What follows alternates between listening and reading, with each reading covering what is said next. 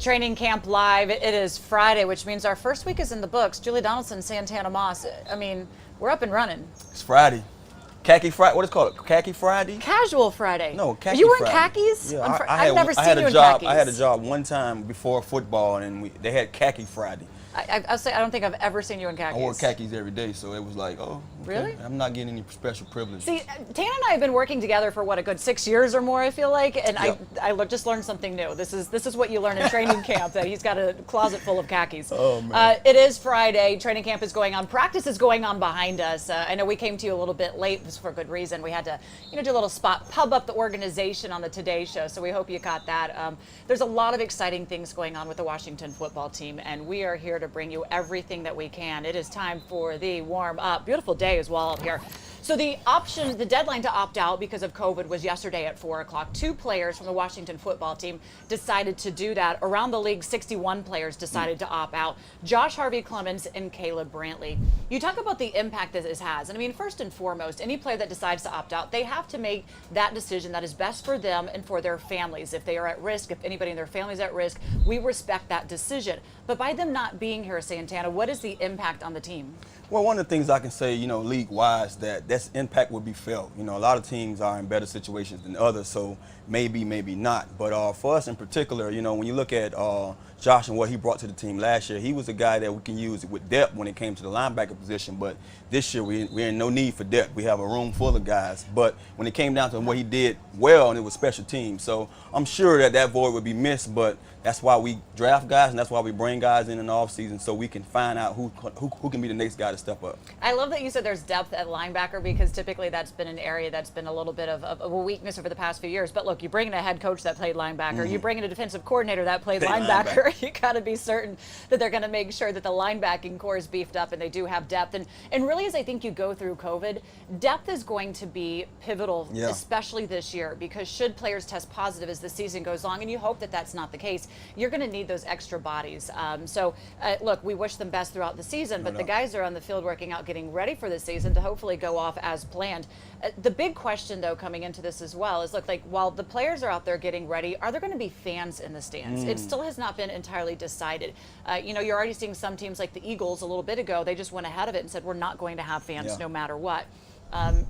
You want fans there, but you want them there only if it's going to be safe and not cause any problems. But could you imagine, as a player, going out on the field to a quiet stadium? We just spoke on it, and I think I can imagine it now because I don't have to go out there, but I almost imagine it being like one of those training camp scrimmages against someone's team. You look forward to those days. But even then, don't you have fans watching training camp scrimmages still? Well, not always. Okay. I mean, you might have a day or two where the fans are allowed to be out there. Later in my career, we were always having fans. Early in my career, you barely had those practices viewed.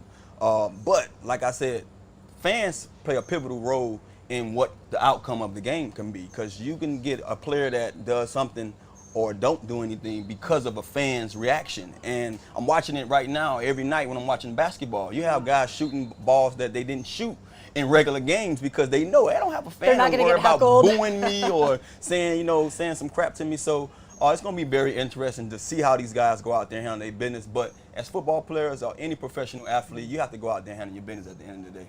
I mean, we talk about it a lot. The guy says it's not ideal, but you want to be able to put the game on no matter what. If that's just the way it has to go, again, we have to do what is going to be safe for the team going forward. Yep. I mean, even in high school, like from Florida, we know how serious down in Florida we take our football. I mean, every high school game that I went to and I cheered at, the stands were packed. So you've your whole life, you don't even know what it's like to be at a game where there aren't, fans out there cheering you on. It'll change the way you live. I know we had 14,000+ in the stands, and trust me, I made sure I got great sleep because I didn't want to be heckled or booed by any of my performances I put out there. You got to get in the zone, tune them out. When it does come to playing 14 seasons for you, I mean, that's a phenomenal feat in and of itself. I think the average time is like, maybe 2.5 years for a player? They tell you 2, they tell you 4. Yeah. I was shooting for just 4. I was like, boy, if I can get 4 out of this thing. But, you have to take care of your body, I mean, every single day, not just during the season, during the off season to do that. Well, one of the things I found out the hard way is that you need someone outside of the facility to really take care of you. And Curtis Martin, I told you, I spoke about him yesterday. He showed me that. He told me he had a masseuse. He told me he had a special soft tissue guy. He told me he had a nutritionist. And when I got here to the Redskins, someone who we know well, Sean Springs told me, hey, I want you to meet my guy. Hey, it's funny, I was just thinking that, yeah. And I met this guy, and trust me, I had him on payroll. I mean, he was I was writing checks. When I was going over my money, I'm always seeing this guy's name because I paid him well every year to make sure that I can have a long career. He told me, he's like, look, if you're making $1 million, you better be spending 100,000 of that to make sure that you can back it up and stay out there. You have to take care of your body, and you're seeing the longevity. Ryan Kerrigan does that. Adrian Peterson is good with that. Thomas Davis Sr. going to his 16th season. They're making sure that they're getting the work in on their body, on the soft tissue to prevent those injuries and keep them out there. Look, it's maintenance. In this job, you absolutely have to make sure that's taken care of. We've even seen Dwayne Haskins Jr. take that to the next level this offseason as well. All right, we are all warmed up here on Training Camp Live, presented, we're up here on Training Camp Live. When we come back, we're going to get to the defensive philosophy of the game. What is Jack Del Rio installing for this team, and how can the players that are good and have talent get back to being the top of the league?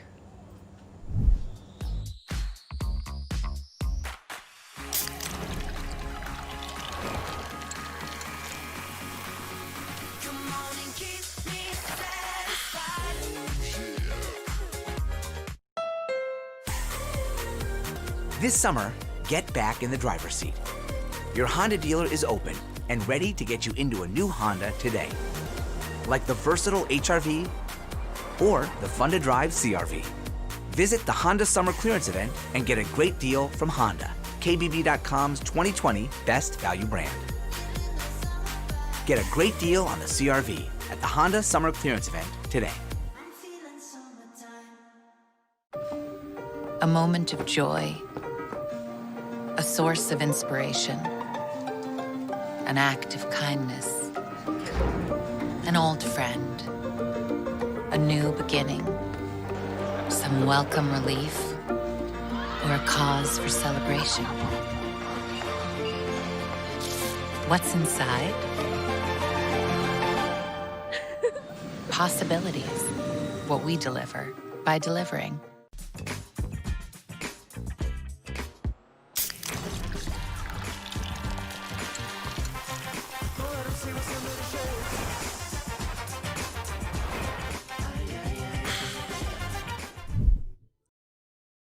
It is time for the X's presented by Pepsi in this one. We know Tana spent all of his time, 14 seasons on offense, being a playmaker, racking up those yards, bringing in touchdowns. But I'm going to grill you a little bit here. You okay with that? Do it. Let's do it. I mean, I'm going to put you outside of your comfort zone a little bit. We're going to make you talk defense. But of course, let me ask you first off, as an offensive player, how much do you have to pay attention to the defense? Because I'm sure that depends on how much success you can have. I learned throughout my career that the only way I can get better is by knowing what I'm seeing before, pre-snap read. And I got better at it as I got older. Earlier, I didn't care who was out there, what was presented to me. I just say beat my guy. If they put a cloud over me or put a zone over me, then maybe I'm not the guy to get open this play, throw it to the next man. But as I got older, I wanted to see who was those guys on the field that was going to get the ball so I can do my job by being a good decoy. So it's very important to know what you're looking at and know what you're up against. You were talking earlier as we were kind of going through this, and I almost forget, but man, Trent Williams was such a big part of this offense for so long. Yeah. And you said, look, you guys were in sync, yes, giving each other cues on what was coming. Yeah, I mean, I was in the slot, for the most part of my later career here, and me and Trent had a little thing where I can just look at him and pat my leg, let him know we got a blitzer or we got someone, backing out of there. And it got to the point to where we wanted the young quarterbacks to be on the same page as us. And when they wasn't, me and him was going in the huddle, ripping them like, look, we letting you know that we got someone. Trent would tap his helmet, tap his butt. I'm giving away some cues here, but those are the things you have to do to be on another level, because you want to be able to go out there and play fast and be ready for whatever come your way. That's part of kind of what we were talking earlier in the week about, when does the game slow down? Because when you go from college to the pros, it can be pretty fast. And while we're talking physical speed as well, a lot of it too is that mentality of just kind of like inside, knowing the personnel, knowing the signs, and be able to pick it up and not have to think so much, but to be able to go out there and have that, that connection, that communication and reaction. No doubt. So Jack Del Rio, a former head coach, comes in to take over the defense here. You played against him on a lot of different teams throughout his career of what he's going through. Take us to, what first of all is going to be a Jack Del Rio defense? Well, one of the things you got to think about it, he's a guy that he's known for having great edge rushers, and he's known for having those situations, like you say, he's bringing in the 4-3 defense that he's going to have those guys. Those guys up front are going to be able to now be available, not to worry about taking on double teams, because our linebackers now, especially that middle linebacker, he's going to be the guy hunting. So when you think about the Jack Del Rio's defense, you want to be on the offensive side, you want to dictate what you're seeing, because if you allow him to dictate it, it's going to be a long night for you. Well, he's certainly set that up well with the edge rushers that they're going to have here going forward this season. But that also impacts the secondary a good bit. He was even saying you're only in that base package a good 30% of the game. So while you're excited for the potential in those packages, you also have nickel and dime. Yeah. And see what folks fail to realize about nickel and dime are sets. That's sets when you add in more skill guys to cover the offense skill guys. So you see nickel you see nickel more than average nowadays, because you have so many skill guys on the field. Most offenses now have 3 wide receivers as starters, or 2 tight ends and 2 wide receivers, or have their running back out the backfield doing something now. So you don't want linebackers matched up on some of these skill guys. You want to bring in an extra guy like a corner or something like that. So when you see nickel, that's 5 DBs. When you see dime, that's 6 DBs. And when you look at the way offenses are ran now, you're going to be seeing those early in the game, early on down, second and third down. Yeah, we kept saying, and even Chris Harris was saying this, the DB coach, like, we're DBs because of that. The game is determining that. You have to be able to cover. You have to be able to play multiple positions. How often, though, would you see dime? I mean, you're seeing guys, but there are times putting out 4 receivers. Is it just in those situations, or could it be different where you would go into dime? It varies. Yeah. It varies. Dime is, if you're in a 2-minute drive, you want to put on the best guys, because now it's barely 2 backs in the backfield. 2-minute drive, you have more guys out there trying to get the ball in the passing game. You're probably going to run the ball very seldomly. And then dime also shows up when you say this is a prevent package. We want to put in that prevent package to make sure they don't get in the end zone. So you see most Hail Marys and stuff like that, you have dime on the field, because you want to put 2 or more safeties back there just to make sure that you keep the guys out of the end zone. Third down defense is something where the team struggled with mightily in the past few years. And look, they have some talent to be able to make some plays, so hopefully they'll bring this together. How can they improve, though, that third down defense? Well, one of the things on the offensive side, we've always was told that if you can get close to 50% on third down, then you're doing well, then you're playing well. And our guys gave up a lot of that. They sucked basically on third down, because the opposing offenses, was converting 49% of the time.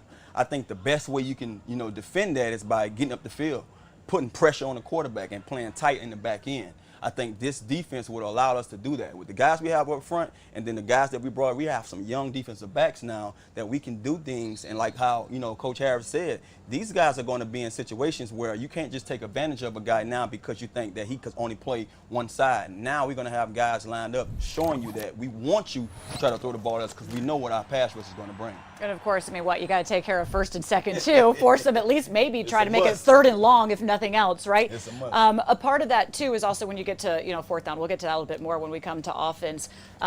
We get for there, but especially during COVID, they haven't had a lot of times to get out there and play with each other. So you have film study, and that is something that the DB coach Chris Harris also said as well. The breakdowns in communication that they had, and really across all the board was, a lot of that is going to be fixed first and foremost in the meeting room. Yeah.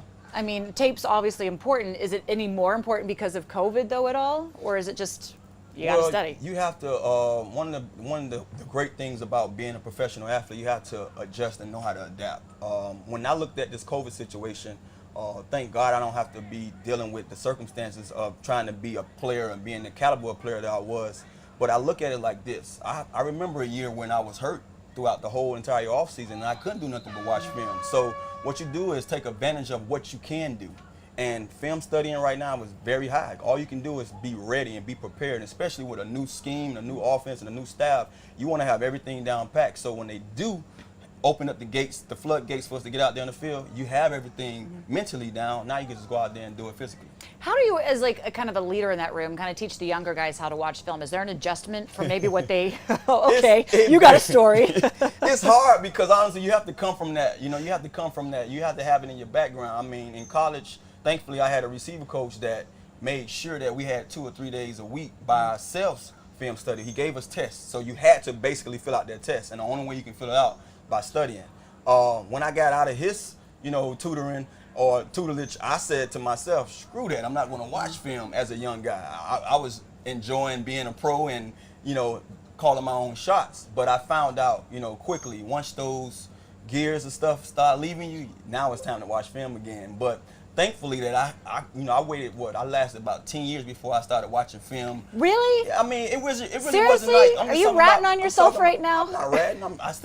Hey, for all those guys that I took advantage of when I wasn't watching film, shame on you. But no, honestly, seriously, it took me about 10 years till I got serious again with watching film by myself. Now you watch it every day with the team and with your core receivers, but by myself.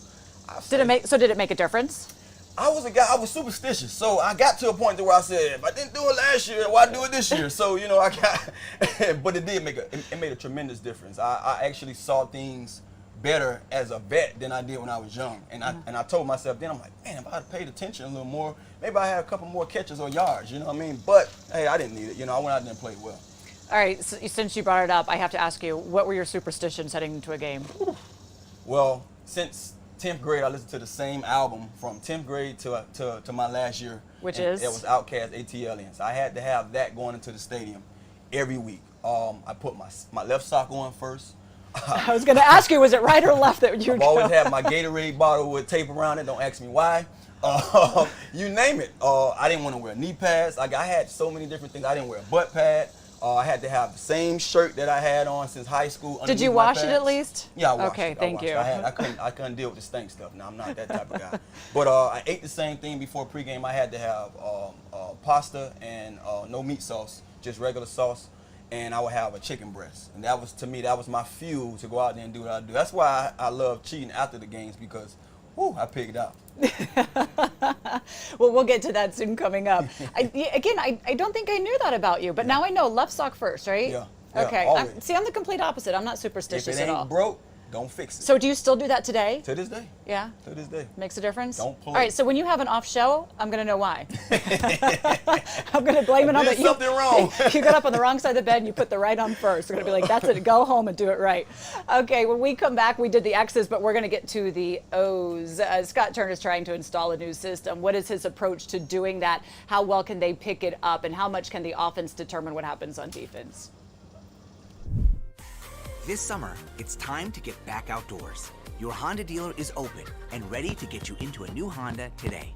Enjoy the sunshine in the family-friendly Pilot or the rugged Passport. Visit the Honda Summer Clearance Event and get a great deal from Honda, KBB.com's 2020 Best Value Brand. Get a great deal on the Pilot at the Honda Summer Clearance Event today.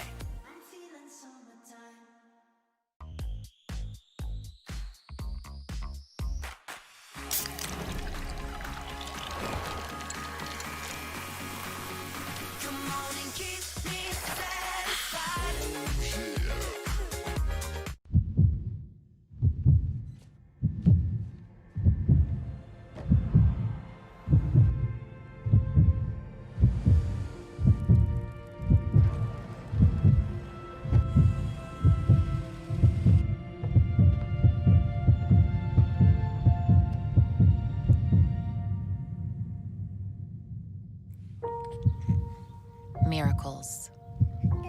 What we deliver by delivering.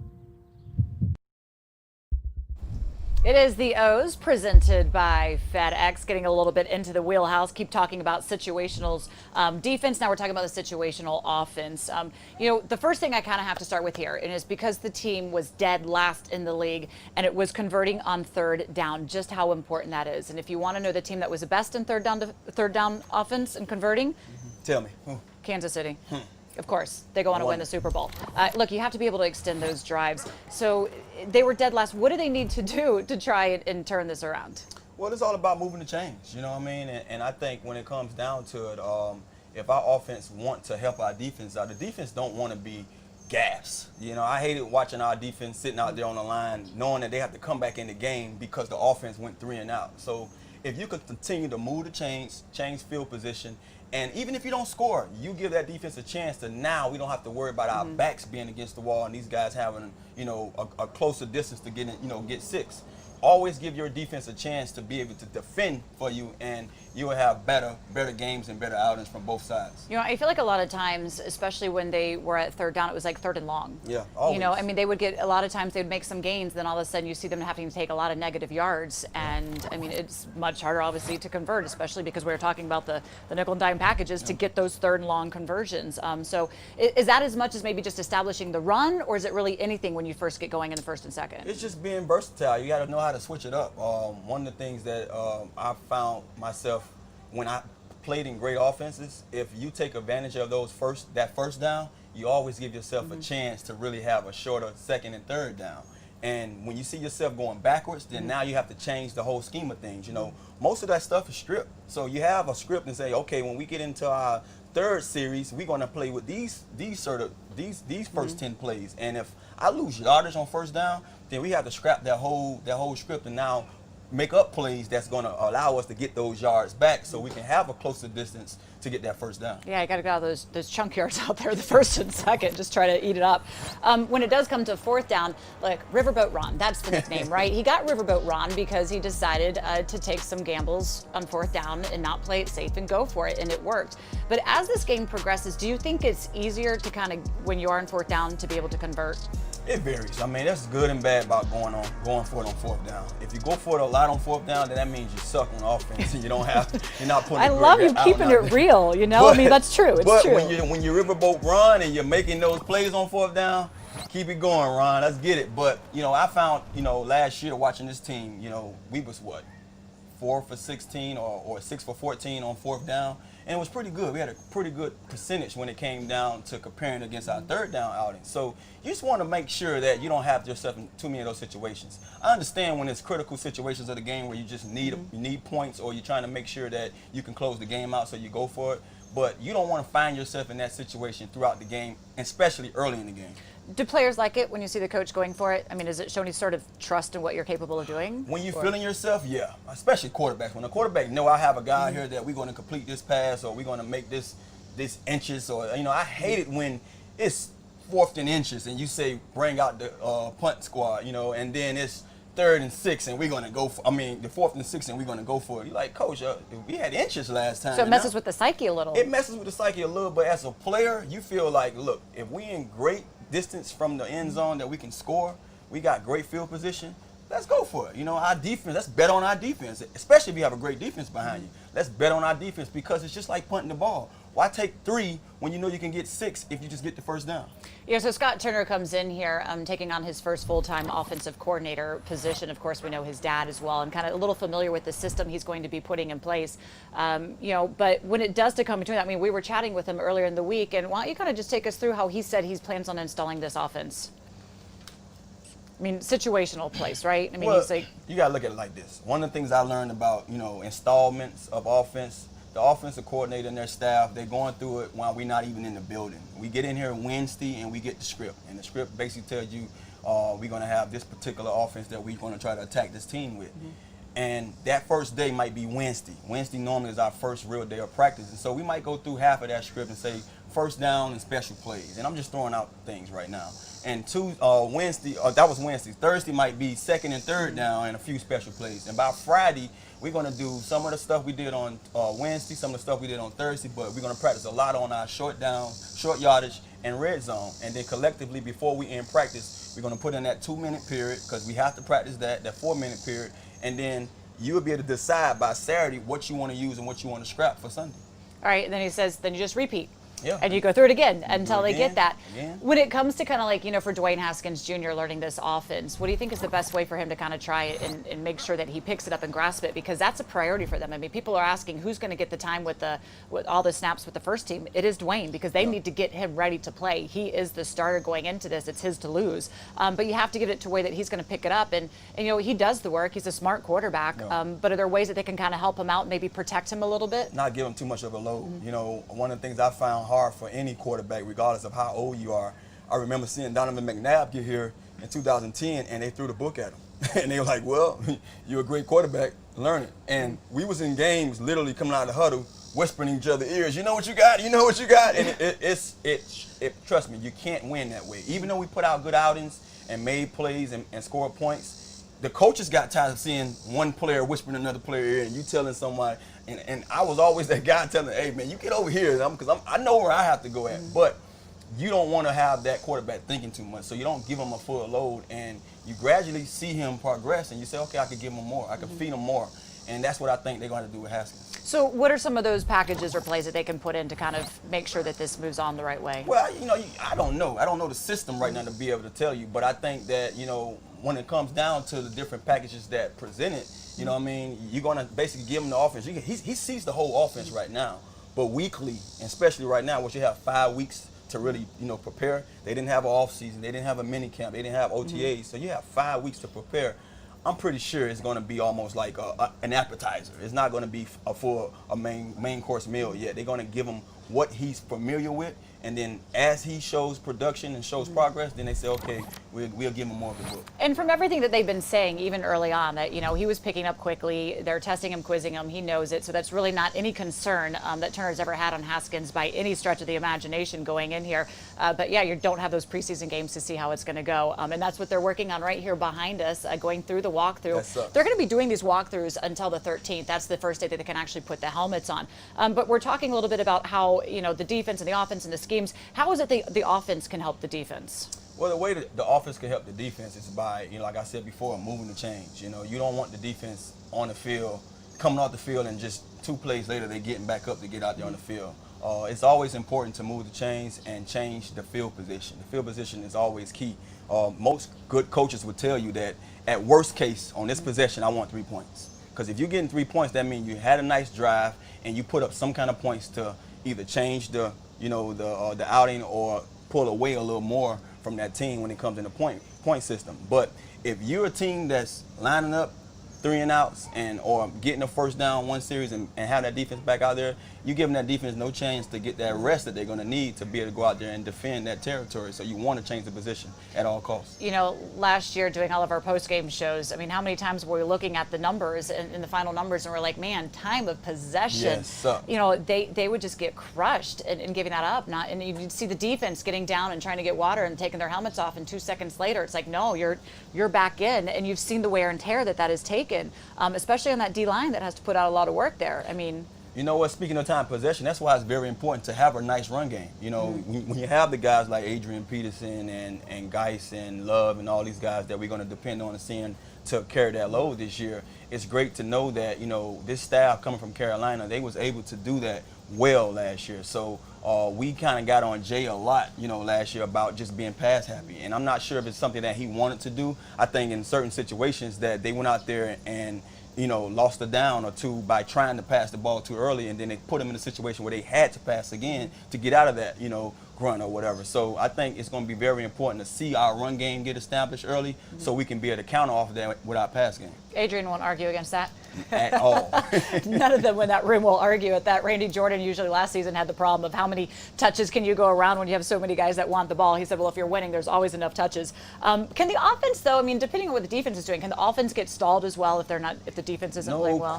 No question. It don't even have to be a cold day. The defense can have your offense sitting on the sideline too long and get cold. I've been on teams, I've been on offenses where we had a pretty good outing, had put up, some points. We're red hot, fire hot, sitting on the sideline waiting for our defense to give us the ball back, and 4 minutes done went off the clock. We done watched our defense from this inch-yard line to that one. Now I'm about to give up points, and it just, it's like sabotage. You can't really go out there and regain that momentum. So when the momentum shifts, it hurts both parties. And then you have probably a little bit of a divide. You got to keep that team united. Okay, when we come back here, we're done with the X's. We're going to get our scouting report, and we're going to bring in the third member of our team on Training Camp Live, Logan Campbell. She's going to test our little IQs on why certain terminology and words in football are given the names that they have. Stay with us. A moment of joy, a source of inspiration, an act of kindness, an old friend, a new beginning, some welcome relief, or a cause for celebration. What's inside? Possibilities. What we deliver by delivering. This summer, get back in the driver's seat. Your Honda dealer is open and ready to get you into a new Honda today. Like the versatile HR-V or the fun-to-drive CR-V. Visit the Honda Summer Clearance Event and get a great deal from Honda, KBB.com's 2020 Best Value Brand. Get a great deal on the CR-V at the Honda Summer Clearance Event today.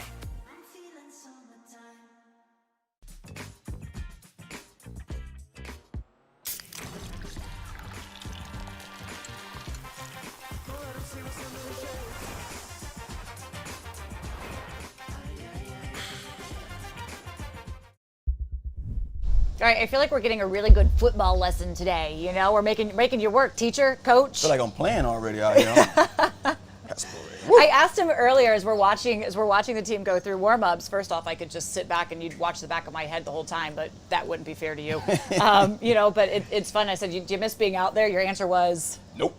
not at all. He's like, I'll coach him up, but I'm not out there running routes, especially in this heat. Time to bring in Logan Campbell. She's part of our crew, and she's going to give us the scouting report. Logan. It might be summer, but school's in session. I'm going to tell you guys how some of the most common terms in football became what they are today. But Julie and Santana, I want to hear your guesses first. And if you're watching, play along with us.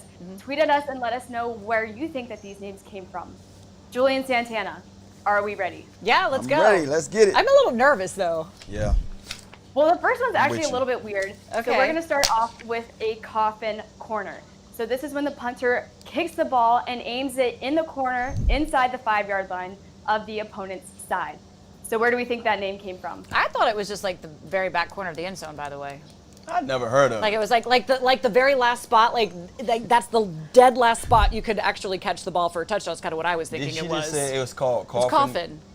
Lord I don't have know. mercy. I Somebody played- get run over I and played destroyed? Too much football to not ever hear that called one time. So, kudos to whoever made that up. So basically, you're going to have to educate us on this one, Logan.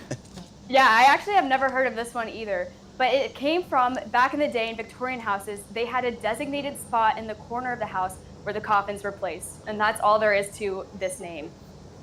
How does that relate to football, though? I mean, No again, idea. I would think if somebody absolutely gets crushed, then, If they you really know, can see me right now, I'm sleeping on this period here. in that case, let's go on to the next one, Logan. All right, the next one is probably one of the most exciting plays in football, a Hail Mary. Yeah. We all know what that is. You have seconds left in the game, the quarterback's scrambling, he chucks it down the field, hoping and praying that a receiver will catch it in the end zone. Where do we think that name came from? Notre Dame? Yeah. Notre Dame, right? Yeah, Notre Dame. I mean, that's one that I'm familiar with. That coffin corner killed me. Well, Literally. you guys are exactly right. That's exactly where it came from, and it's stuck ever since. Yeah, Good I mean, job. you hope to not throw Hail Marys, but honestly, when you do, they're kind of fun and exciting. You need 'em. Have you ever been in those situations to go Too for many Hail Mary? times. I hated Hail Marys. Oh my God. Did you ever catch one? No. No? That's why I hated them. Like, get me out when we do Hail Marys. Too many guys down there. I can't do nothing with it. All right, next one, Logan. All right, the next one is a really fun one, a flea flicker. Where do we think that one came from? I don't know. Look, if you're flicking a flea off you, it's just a. Go ahead and No? give me a lesson, teacher, because I don't know. Really? I've I heard- figured you'd know this one. We used you know it. what it is, but I don't know the history of all these names. I know that we call them a lot. Hail Mary, I done heard that. Flea flicker, yeah, we've done it a yeah, lot. I mean, but I guess somebody had to create a flea flicker. I mean, I don't know why you'd call it a gnat swapper. Well, that one actually came from the University of Illinois coach Bob Zupke, but this was back in 1910 when he coached high school. He created this play and called it a flea flicker because it reminded him of when a dog is flicking those fleas off his body. Now, I personally don't see that when I look at this play, but hey, the rest is history, I guess. Well, I mean, my dog doesn't have fleas, but okay. You learn I'm with something you. new Sure every day. enough. Look, we're being educated here. All right, do we have more? It's kind of fun. Yeah. Yeah, we got two more. So the next one is a fun one, a squib kick. So this is a low kick where it bounces all over the place before it gets picked up. Where do we think that one came from? What? I mean, first off, what's a squib? Is a squib a thing? It's a thing. I mean, you basically hear it because we're telling our kicker when to do squib But I mean, kicks. I know what a flea is, but what is a squib? Is it I mean, you is don't- it just a dribble or? Yeah, it's a dribble. It's a. Okay. It's like almost skipping a rock, but you're kicking. I think I'm failing this test. Oh, we What was gonna that, fail. We gonna fail flying F's. You hear me? That is, Santana, you're right. It's when the ball is like bouncing all over the place on the field. But actually, that was first used accidentally in an NFL game in 1981 when the 49ers played the Detroit Lions. The punter miskicked the ball, and then it just bounced all over the place, and it worked out in their favor, actually. I mean, I get that it bounces all over, but I mean, I'm gonna have to look up what a squib is. A squibble, squib. Anyways, okay. Last one, we all know this one, a down. A really simple term, but where did that one come from? Let's hear your guesses, Santana and Julie. Oh, someone smart had to create a down. I don't know. Do you Tell need- me, Logan. You need spectacles for this. Was that what accent was that? I don't know. It just came out of me. I like the accent. I think you should do the next show. Take us to school, Logan. Take us we to have school, no. I mean, Lo. we obviously know what a down is, but why Right. are they calling it a down? So back in 1880 and 1881, when Princeton and Yale played each other, Princeton held the ball for an entire half in both games, and they all ended in a tie. So since then, the down system was implemented to add some fun and excitement and fast-pacedness to the game.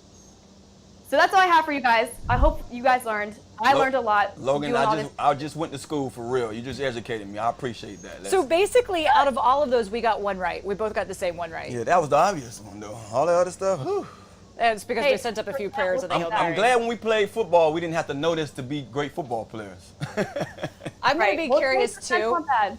Hopefully everybody tweeted in and that you are incredibly honest with your tweets, that Tana and I are not alone in not understanding necessarily where those came from. You can see my F's right now. They flying.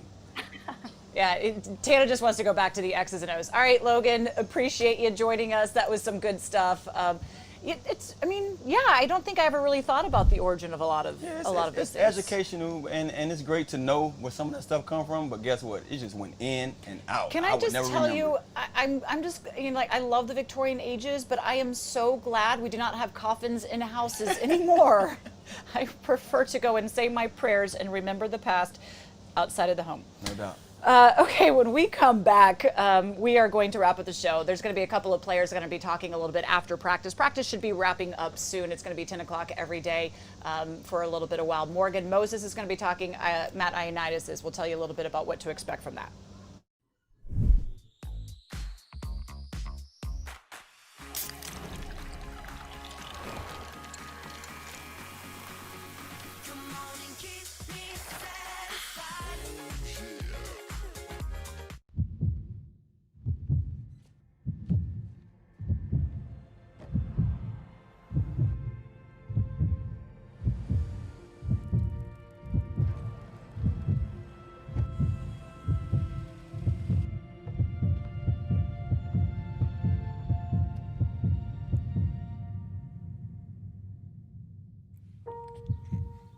Miracles. What we deliver by delivering. This summer, it's time to get back outdoors. Your Honda dealer is open and ready to get you into a new Honda today. Enjoy the sunshine in the family-friendly Pilot or the rugged Passport.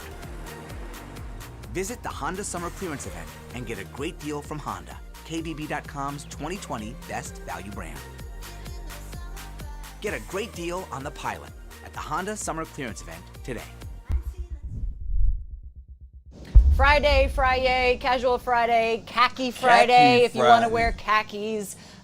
Will you wear khakis next Friday? I'm going to wear my chino short khakis. What are chino short khakis? You never heard of chino shorts? No. They like the real short khakis that, you know, Like high waters? Polo has them. No, they call them dad shorts these days. Show a little your quad and a little bit, you know. I'm gonna wear those for them next Friday. That's it. When he does wear those, we will take a picture, we will post it on social media, and we want your comments to be the fashion police on how Santana looks in his chino khakis on Fridays. This is what we're starting something here right now. Hey, coming up as soon as practice is over, Morgan Moses is going to be chatting. I was talking with him as he was walking out here on the field, and he says, yeah, right after practice. So we'll get him talking about the offensive line, what he's expecting coming into this year, and as well, Matt Ioannidis. He has been a nice surprise. Got a good payday last season. In that defense, and he should be able to benefit this year, especially from Chase Young. So you're going to want to make sure you can go to WashingtonFootball.com, to the Twitter page, to the Facebook page. You can get all that information there. And then at 2:30, it is our virtual happy hour presented by Bud Light Seltzer. Tana doesn't stick around for this one, but They one don't day you're invite going me to to have happy to. hour, man. That's what happened. Because you're working out or Let's something at just be honest. 2:30. Oh, well, you know what? So when I'm going to get that invite? Anytime you want, There you standing go. invitation. She got me. You're always welcome around here. Of course, everybody at home is welcome as well. And again, weigh in. We like to hear what you're having to say about what we're bringing you. We want to make sure that these shows are about you and what you want. Thanks for joining us. Have a great and safe weekend.